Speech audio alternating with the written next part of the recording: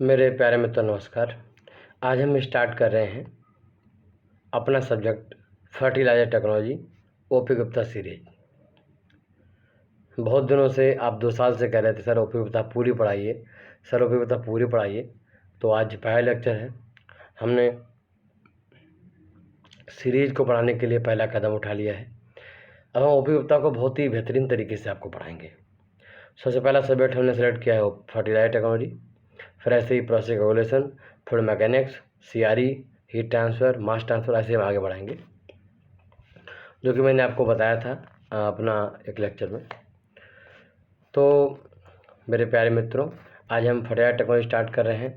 बहुत ही ऐतिहासिक दिन है और बहुत ही विशेष दिन है आज केमिकल इंजीनियरिंग स्टूडेंट के लिए, क्योंकि वास्तव में स्टूडेंट का सपना होता है जो chemical engineering, fertiliser, petroleum, oil engineering से डिप्लोमा किया हूँ, खासकर कि कोई व्यक्ति ऐसा होता जो ओपी गुप्ता को पढ़ाता। मैंने अपनी बुक लिखने का डिसाइड किया है, बट उसके लिए काफ़ी टाइम लगेगा, थोड़ा टाइम लगेगा, इसलिए हमने बच्चों की ज़रूरत देखते हुए ओपी गुप्ता को हमने स्टार्ट किया है। हम इसको बहुत ही बेहतरीन तरीके से डिलीवर करेंगे, बहुत ही डाटा बेसिस हम डिलीवर करेंगे। आप लोगों ने हमसे जल्दी की सर आप इसको शुरू करिए, तो उससे पहले हमने थ्योरी पढ़ाई। थ्योरी में theory plus numerical plus previous year question हमने कवर किया। तो 10 सब्जेक्ट केमिकल इंजीनियरिंग हम पढ़ा चुके हैं। इसके बाद हम स्टार्ट कर रहे हैं अपना ओपी गुप्ता सीरीज। जिन स्टूडेंट ने हमारे 10 सब्जेक्ट पढ़े हुए हैं केमिकल इंजीनियरिंग के, आप बहुत ही सुपर तरीके से अप्रोच करोगे और आप एक एक क्वेश्चन को बारीकी से जानते होगे। उनका इंडस्ट्रियल इकोनॉमिकल क्या रीजन है, क्या बैलेंसिंग है, वो सब जानते होगे आप, है ना। तो चलिए स्टार्ट करते हैं आज का पहला क्वेश्चन। सीरीज करते हैं।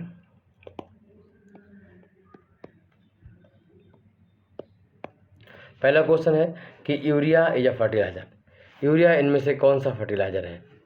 तो हम आपको बता दें कि यूरिया जो है वो नाइट्रोजन फर्टिलाइज़र है। मैंने आपको बताया था कि यूरिया नाइट्रोजन फर्टिलाइज़र होते हैं जो हमें सिर्फ एक प्राइमरी न्यूट्रेंट नाइट्रोजन हमें प्रदान करते हैं, और पोटेशिक फर्टिलाइज़र होते हैं जो सिर्फ एक प्राइमरी न्यूट्रेंट के पोटेशियम प्रोवाइड करते हैं, और फास्फेटिक सिर्फ और सिर्फ पी फास्फोरस प्रोवाइड करते हैं। तो अगर ऐसे फर्टिलाइजर हैं जो कि एक सिंगल न्यूट्रिएंट को प्रोवाइड करते हैं, एलिमेंट प्रोवाइड करते हैं, तो हम उनको प्राइमरी फर्टिलाइज़र कहते हैं। प्राइमरी फर्टिलाइज़र में जो यूरिया है वो नाइट्रोजन फर्टिलाइज़र है, क्योंकि ये एन हमें प्रोवाइड करता है। इसका फार्मूला होता है NH2CO NH2। मॉलिक्यूलर वेट निकालोगे तो आ जाएगा 60। तो A is the right answer. दूसरा क्वेश्चन है phosphatic fertiliser is graded based on its content. Phosphatic fertiliser को रिप्रेजेंट करने के लिए जो ग्रेड यूज करते हैं वो किस पे आधारित होता है। पहला ऑप्शन दिया P2O3, दूसरा PCl5, तीसरा P2O5, और इसमें चौथा ऑप्शन है H3PO4। ठीक। तो मैंने आपको बताया था कि अगर हम कोई NPK फर्टिलाइजर यूज करते हैं, इसमें हमें N भी मिलता है, P मिलता है और पोटेशियम भी मिलता है, तो उसमें कितना नाइट्रोजन है, कितना फास्फोरस है, कितना पोटेशियम है, इसको रिप्रेजेंट करने के लिए हमने फर्टिलाइजर ग्रेड को बारे में बताया था आपको। मैंने बोला कि जो यहाँ पर हमारा लिखा हुआ है 10, 12, 32 लिखा हुआ है फॉर एग्जाम्पल, ठीक, ऐसे लिखा हुआ है, तो इसका मतलब 10 जो है वो नाइट्रोजन के बारे में बताता है, और वो बताता है कि इस फर्टिलाइजर में N% जो है वो कितना है, नाइट्रोजन परसेंटेज 10 है। पी को रिप्रेजेंट करने के लिए, फास्फोरस करने को रिप्रेजेंट करने के लिए हम P2O5 की फार्म में हम ग्रेड देते हैं। P2O5 अगर लिखा है 12 बीच वाला, इसका मतलब P2O5 जो है वो 12% है, मैंने आपको बताया। यहाँ जो है पोटेशियम ग्रेड में, तो इसका मतलब है K2O। ये K2O कितने परसेंटेज है इसके बारे में बता रहा है, तो उस स्पेसिफिक फर्टिलाइजर में 32% K2O है। ध्यान दीजिए, K3O नहीं है, K नहीं है, K2O ही है। P2O3 नहीं है, P नहीं है, P4 नहीं है, P6 नहीं है, P2O5 परसेंटेज को रिप्रेजेंट करता है। ध्यान दीजिए, यहाँ पर N2 नहीं है, सिर्फ N है, एटॉमिक फॉर्म में N है, राइट। चलिए, तो इसका आंसर हुआ सी। सी आंसर हुआ। फास्फेटिक फर्टिलाइजर को हम रिप्रेजेंट करते हैं P2O5 के टर्म में। चलिए तीसरा क्वेश्चन पढ़ते हैं। तीसरा क्वेश्चन है potassic fertiliser is graded based on its. तो पोटासिक फर्टिलाइजर को K2O की फॉर्म में ग्रेड करते हैं, ऑप्शन सी। और पोटासिक को हम P2O5 में, और नाइट्रोजन को N2 नहीं N बोल रहा हूँ, ठीक। तो KCl5 जी गलत हो गया, KNO3 गलत हो गया, K2SO गलत हो गया, आंसर होगा K2O, बी आंसर राइट है तीसरे क्वेश्चन का। चौथे क्वेश्चन में fertiliser value of nitrogenous fertiliser is express in term of. ध्यान दीजिए, कह रहा है कि फर्टिलाइजर वैल्यू को इनमें से किस टर्म में रिप्रेजेंट किया जाता है, मतलब वो ग्रेड के बारे में बेसिकली कहना चाह रहा है। क्वेश्चन दोबारा बोल दे रहा हूँ। क्वेश्चन है कि fertiliser value of a nitrogenous fertiliser is expressed in term of its N2 percentage गलत, KNO3 गलत, NHO3 गलत, NO2 गलत। सही आंसर है नाइट्रोजन परसेंटेज। आप बोलो सर इसमें दिया हुआ नहीं है, तो हम इसके लिए ऐसा नहीं कर सकते कि कोई एक टिक लगा दें, ठीक।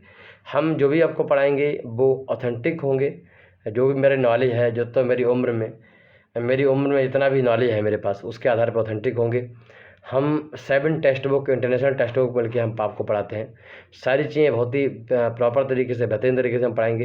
अभिज्ञता में 20 लगा 30% आंसर है वो गलत दिए हुए हैं, तो हमें उनके आंसर से कोई लेना देना नहीं है, ठीक है। कई बार स्टूडेंट कहते हैं सर एग्जाम में तो इन्हीं में से कोई एक आएगा, तो आएगा तो इसकी जिम्मेदारी हमारी नहीं है। आप अपनी मर्जी से ज्ञान से जो लगाना है लगाइए। हम आपको ऐसा नहीं कह सकते कि आप आंसर रट्टा मार लीजिए फिर आप ये लगाइए, ऐसा मैं नहीं कह सकता। हमारी तरफ से ऐसा कोई स्टेटमेंट अभी तक नहीं दिया गया। तो भैया नाइट्रोजन परसेंटेज है।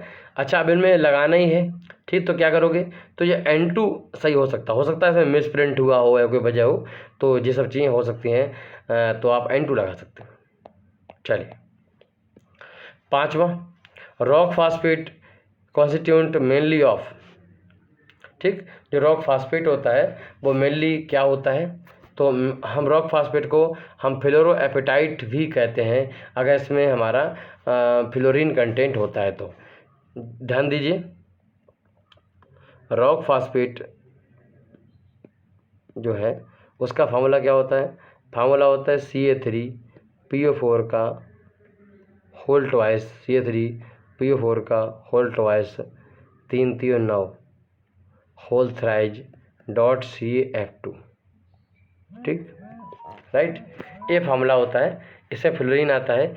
इस पूरे केमिकल फार्मूले को हम फ्लोरोएपेटाइट कहते हैं, FLURO एपेटाइट, ठीक। इसको एपेटाइट कहते हैं। अच्छा, इसको एक और तरीके से भी रिप्रेजेंट करते हैं, वो भी देख लीजिएगा।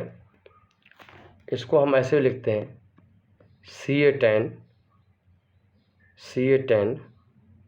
और CA10 हो गया, यहाँ पर F2, देखो 1 और 3 3 9 9 1 10 कैल्शियम, CA10 F2 और PO4 का होल ट्वाइस, PO4 हो गया, और 2 3 6 तो होल 6, समझ गए।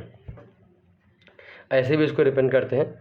अच्छा, अगर हम जब ऐसे हुए बनाएंगे तो वहाँ पर देखोगे आप तो CA3PO4 का होल ट्वाइस, ये भी क्या है, इसी का एक पार्ट है। देखो इसमें इसी का तो हिस्सा है। अगर इसका यूज करते हैं हम तो हम इसको ऐसे भी लिख सकते हैं, ठीक। मगर वो दूसरे प्रकार का, दूसरे ग्रेड का फॉस्फेट रॉक होगा, इसमें परसेंटेज चेंज होता रहता है। हम आगे आपको बात करेंगे उसके बारे में। तो इसका जो राइट आंसर है वो ए है। पहला ऑप्शन दिया फ्लोरोएपेटाइट, दूसरा डाई कैल्शियम फॉस्फेट, तीसरा मोनो कैल्शियम फॉस्फेट और डाई अमोनियम फॉस्फेट। तो fluoroapatite this is the main constituent of rock phosphate. छठा देखो, क्वेश्चन है सुपर फॉस्फेट यानी SSP is manufactured by reacting phosphate rock with. Phosphate rock किसके साथ reaction करता है जिससे SSP बनता है, ठीक। क्वेश्चन ये है। तो मैंने आपको बताया था कि फास्फेट रॉक जो है अगर H2SO4 से रिएक्शन करता है, और H2SO4 जो होता है वो डाइल्यूट होना चाहिए, 60% एक्वा सोल्यूशन आप H2SO4 यूज़ करते हैं, तब मुझे क्या मिलता है, तब मुझे मिलता है SSP, राइट। SSP मिलता है, तो sulphuric acid is the right answer. चलिए रिएक्शन पर ध्यान देते हैं। हमारे पास रॉक फास्फेट होता है CA3PO4 का होल ट्वाइस, 3 3 9 करने हैं तो इनका होल थ्राइस कर लो, CaF2। ठीक, हम जब इसमें जब SSP बनाते हैं तो H4 यूज करते हैं, और TSP बनाते हैं तो यहाँ पर H3PO और PO4 यूज करते हैं। और जब हम TSP बनाते हैं तो 14 हम लेते हैं H3PO4, बट यहाँ पर 7 CaSO4 लेते हैं, मतलब H2SO4 लेते हैं, 7 H2SO4, और ये 60% एक्वा सोल्यूशन। ठीक, जब ये रिएक्शन होती है तब मुझे मिलता है CH4। तो मुझे मिलेगा SSP। SSP क्या होता है? SSP जो होता है इसमें 7 CSO बनते हैं, मतलब 3 लेने पड़े, 3 और 7 10, यहाँ पर 10 है ना CA, तो 7 का 7 और 3 में डिवाइड करना है, तो ये 3 CaH4, 4 वैलेंसी और 2 6 वैलेंसी, PO4 वैलेंसी 3, और इसका होल ट्वाइस, -6 वैलेंसी हो गई, बैलेंस हो गया, डॉट 7 CaSO4। ठीक, 7 C यहाँ आ गया, प्लस 2 HF। ये HF हजारस गैस होती है, यहाँ बनती है जब हम, आपको मैंने बताया था कि इस तरीके के सिस्टम में हम डालते हैं रॉक फास्फोरस ग्राइंड करी हुई, H2SO4 डालते हैं 60% कंसंट्रेशन का, तो HF यहाँ से गैस निकल जाती है। ठीक है, रिएक्शन है, और ये फार्मूला है SSP का। SSP फार्मूला क्या है, ध्यान दीजिए, SSP फार्मूला है 3CH4 PO4 का whole twice dot CA dot 7 then dot 7 CaSO4। ये 3 वाला मॉलिक्यूल अलग है, और जो मल्टीप्लाई में है मतलब डॉट में 7 CaSO4, इसके 7 मॉलिक्यूल्स ऐड है। ठीक है, और एक क्या फार्मूला है, SSP है, इसमें 16% जो है फास्फोरस होता है, P2O5 कंटेंट के बारे में बता रहे हैं। चलिए, triple super phosphate is made by reacting phosphate rock with.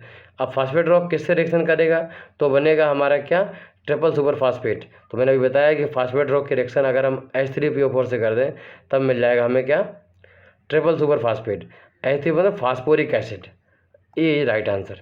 पहला ऑप्शन है phosphoric acid, nitric acid, sulphuric acid और डाई क्लोरिक एसिड। ठीक है, रिएक्शन क्या है, फिर लिखो CA3PO4 का होल ट्वाइस डॉट CaF2, और हमें 10 करने हैं तो 3 जी आ गया, प्लस हमें H3PO4 यूज करना है, तो 7 हमने H2SO4 यूज किए थे, तो 14 हम यूज करेंगे H3PO4, this is the orthophosphoric acid.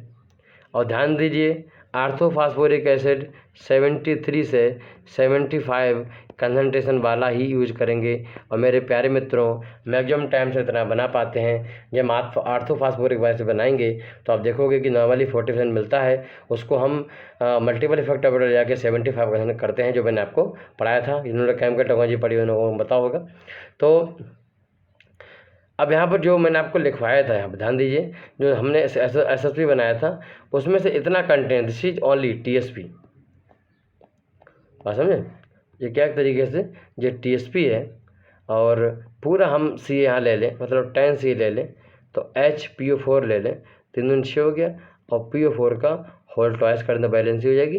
ठीक, प्लस 2 HF, ये रिएक्शन है TSP बनने का। ये फार्मूला किसका है, TSP का है। CH4PO4 का होल ट्वाइस, ये फार्मूला किसका है, TSP का है। और 3 CH4PO4 का होल ट्वाइस डॉट 7 CaSO4, ये फार्मूला SSP का है। क्लियर। तो हमारा क्वेश्चन सिंपली था कि इसमें क्या यूज करते हैं, आर्थोफास्फोरिक यूज करते हैं। अगर मुझे कितना कंपोजिशन है तो 73-75% ये लगभग कॉन्सेंट्रेट H3PO4 होता है। ठीक, तो कोई भी क्वेश्चन पूछेगा आप आसानी से बता पाओगे। मुझे नहीं लगता कि हमसे पढ़ने के बाद कोई वैसा क्वेश्चन पूछे जो आप बता ना पाओ। ट्रिपल सुपर फास्फेट TSP के बारे में बात कर रहा है, केमिकली रिप्रेजेंटेड। बस समझे, अभी क्वेश्चन आया था TSP को कैसे रिप्रेजेंट किया जाता है, आप आसानी से बता पाओगे कि भैया TSP क्या होती है, कैसे रिप्रेजेंट कर पाओगे। हम इसको एक बार देख लेते हैं। फार्मूला क्या था, CaH4PO4 का होल ट्वाइस, यही तो था TSP का फार्मूला। देखो इसमें कहीं पर है, इसमें 10 CA दिखा रहा है, 9 CA दिखा रहा है, इसमें F2 फ्लोरीन इसमें नहीं होता है, तो जब ये तो गलत हो गया। और CaPO4 इसमें H होना चाहिए, नहीं है तो ये गलत हो गया। H इसमें भी नहीं है तो ये भी गलत हो गया। यहाँ पर H दिख रहा है, C एक है, इसमें एक है, इसमें देखो H2 का पावर 2 है तो यानी 4 H हो गए, ठीक है। P का 2 है तो देखो ये PO4 का होल ट्वाइस लिखा है इसने बाहर की तरफ, बाहर बना दिया, तो यही फार्मूला है। हम इसको ऐसे लिख सकते हैं ना, H अंदर कर लें PO4 का, तो ये जो अंदर जाएगा तो H2 अंदर जाएगा होल ट्वाइस, इसको ऐसे लिख सकते हैं। बात तो वही है, देखो नंबर ऑफ आइटम गिनो उतने निकलेंगे। तो D is the right answer. Phosphoric acid is produce in wet process from phosphate rock.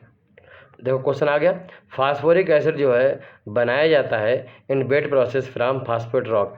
Phosphate rock की रिएक्शन हम करवाते हैं किससे, H2SO4 से, मगर इस बार हम कॉन्सेंट्रेट H2SO4 यूज करते हैं, इसलिए राइट आंसर ए है। कोई डाउट नहीं बचा हुआ। रिएक्शन क्या होती है, हम इसमें अच्छी क्वालिटी का हम फॉस्फेट रॉक यूज करते हैं और CA3PO जिसे बोलते हैं फास्फोरिक एसिड ग्रेड टाइप का फॉस्फेट रॉक, ठीक। 2 जे वाला होता है, इसमें क्या होता है कि पैलेट के फार्म में आता है, पाउडर के फार्म में आता है जी, ऐसा फॉस्फेट रॉक होता है जो लोग H3PO4 इंडस्ट्री में उनको पता होगा। CA3 का PO4 का होल ट्वाइस ये सब हो गया, और इतना हो गया। इसमें हम क्या करेंगे, H2SO4 से रिएक्शन करवाएंगे, तो 3 H2SO4 ले लेते हैं, और ये H2SO4 जो होता है वो 93 से लेकर 98% कंपोजिशन वाला कंसनट्रेट H2SO4 होता है, और 3 जलिए तो 6 H2O ले लेंगे, ठीक। अब रिएक्शन करवाएंगे, तो रिएक्शन जब करवाएंगे तो बनेगा 2H3PO4 यानी आर्थोफॉस्फोरिक acid plus 3CaSO4 dot 2H2O, इसको क्या बोलते हैं, इसको बोलते हैं जिप्सम। 3CaSO4 डॉट 2H2O बोलते हैं जिप्सम, ठीक। तो हमने सीखा कि अगर मुझे फास्फोरिक एसिड बनाना है तो बेड प्रोसेस का नाम क्या है, इसका नाम है बेड प्रोसेस, ठीक है। हम अगर HCl से बनाएंगे तब भी हम ऐसे बनाएंगे, HNO3 से बनाएंगे तब भी हम ऐसे बनाएंगे। तो 2-3 एक्टिव तरीके बनाने हैं जो सभी बेड प्रोसेस के अंतर्गत आते हैं, लीचिंग प्रोसेस वगैरह उसको कहते हैं, HCl से बनाते हैं। तो वो हमने आपको अपने सिलेबस में पढ़ाई है, विस्तार से पूरा बताया है उसके बारे में। तो बेड प्रोसेस में अगर हम फास्फेट रॉक की रिएक्शन करवा दें H2SO4 से, तो ये हमारे फाइनली बन जाता है H3PO4। H2SO4 कंपोजिशन 93 से लेकर 98% होता है, इसलिए कंसनट्रेशन H2SO4 आंसर है, ना कि डाइल्यूट H2SO4, ठीक। इसमें एक क्वेश्चन बन सकता है, जो बेड प्रोसेस है मेरे प्यारे मित्रों, बेड प्रोसेस में क्या होता है, इसमें इसको हम IMI प्रोसेस भी कहते हैं। आई मतलब इजराइल भाई कंट्री वाला, mining industries, Israel mining industries process, इसको बेड प्रोसेस को हम ये भी कहते हैं, ठीक। एक्चुअली इसका नाम वहीं से पड़ा हुआ इजराइल से, तो ये नाम हो गया। बेड प्रोसेस को इजराइल माइनिंग प्रोसेस भी कहते हैं, ये क्वेश्चन बन सकता है, आप समझ गए। इसमें एक क्वेश्चन और बन सकता है, जो मैंने आपको पढ़ाया था कि हमारे पास रिएक्टर होता है, इसमें हम डालते हैं रॉक फास्फेट ग्राउंड करा हुआ, फिर डालते हैं H2SO4, ठीक, और रजिस्ट्रेशन करते हैं। तो इसका टेम्परेचर जो है मुझे 100 से कम मेंटेन करना पड़ता है। अगर हम टेम्परेचर 100 से कम मेंटेन करते हैं तब तो कोई दिक्कत वाली बात नहीं है, बट अगर टेम्परेचर 100 से ज़्यादा हो गया, ये 100 के बराबर हो गया, तो क्या होगा मालूम, तो फिर वहाँ पर POP बन जाएगा, PO मतलब CaSO4 डॉट हाफ H2O, इसको बोलते हैं POP, प्लास्टर ऑफ पेरिस, ये बन जाएगा। और जब ये बन जाता है तो हमने आपको बताया था कि यहाँ जो H3PO बनता है उसको छानते हैं हम पहले। छानने के लिए हम यहाँ पर ट्रेवलिंग पैन फिल्टर यूज करते हैं, ट्रेवलिंग पैन फिल्टर यूज करते हैं। तो वो बाद में क्या हो, चोक होने लगता है, जिससे बहुत दिक्कतें बढ़ जाती हैं। से टेम्परेचर वाला क्वेश्चन बन सकता है, ठीक है, ये वाला। और नंबर 2, बेड प्रोसेस को हम IMI प्रोसेस बोल सकते हैं। H2SO4 कैसे कौन से यूज करते हैं वो मालूम पड़ गया। कंसंट्रेशन पूछ सकता है, इतने क्वेश्चन से बन सकते हैं। अगला क्वेश्चन नंबर 10 कह रहा है कि low grade phosphate rock can be use in electrical furnace process. Electrical furnace process इसमें हम आपने देखा होगा, हम पहले जब हम डालते हैं और उसको हम बहुत हाई वोल्टेज पे हम वो एक्टिविटी अपनी करवाते हैं, तो इस हाई वोल्टेज पे क्या दिक्कत आती है कि हम उसमें कई प्रकार के जो फास्फोरस हैं उनको हम बनाते हैं, वो आपने देखा। जैसे मैंने आपको बताया था कि 250 से लेकर 300 वोल्ट पे हम ये काम करते हैं, 3 फेज AC सिस्टम के थ्रू काम करते हैं। तो वहाँ मुझे क्या होता है कि रेड फास्फोरस पहले मिलता है, तो मैंने आपको बताया था वो पहले येलो फास्फोरस मिलता है, रेड फास्फोरस बनाते हैं, वाइट बनाते हैं, वो सारी चीज़ें। तो इन सब को बनाते हैं तो साथ में कुछ इम्प्योरिटीज होती हैं जो इस टैंक के बॉटम पर बैठ जाती हैं। तो वो इम्प्योरिटीज के लिए हमें कैल्शियम थोड़ा चाहिए होता है, ठीक। कैल्शियम अगर होगा हमारा एज रॉ मटेरियल तो फिर वो इम्प्योरिटी अच्छी बन जाएंगी, उनका कंपाउंड जो है CaSiO3 वो पूरा बन जाएगा। तो CO की थोड़ी रिक्वायरमेंट होती है। अगर हमारा जो फास्फेट थोड़ा सा कम ग्रेड वाला होगा तो CO थोड़ा सा ज़्यादा होगा, ठीक, और फास्फोरस कम होगा। तो जिससे क्या होगा कि जो इम्प्योरिटीज हैं वो प्रॉपर बन जाएंगी और फिर आगे फिल्ट्रेशन वगैरह में दिक्कत हमें नहीं आएगी। अच्छा, अब यहाँ पर क्या है, रिएक्शन कौन सी है उसके लिए, 2Ca3PO4 का होल ट्वाइस, ये फास्फेट रॉक हो गया। इसमें हम डालते हैं, क्या बोलते हैं उसको बोलते हैं कोक ब्रिज, ठीक। इसमें हम सैंड और क्या बोलते हैं उसको कोक इनका मिक्सचर डालते हैं। तो 10C + 6SiO2, this mixture is called Coke bridge.